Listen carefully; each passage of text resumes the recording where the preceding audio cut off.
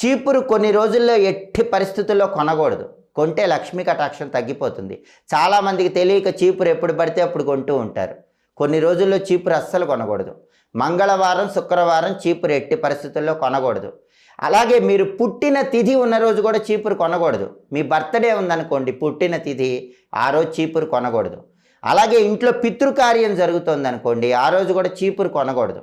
గ్రహణం ముందు రోజు, గ్రహణం తర్వాత రోజు కూడా చీపురు కొనకూడదు. తిథుల పరంగా తదియ తిథి, ఏకాదశి తిథి ఉన్న రోజు చీపురు కొనకూడదు. ఈ 2 తిథుల్లో చీపురు కొంటే లక్ష్మీ కటాక్షం తగ్గిపోతుంది. అలాగే కొన్ని నక్షత్రాలు ఉన్నప్పుడు కూడా చీపురు కొనకూడదు.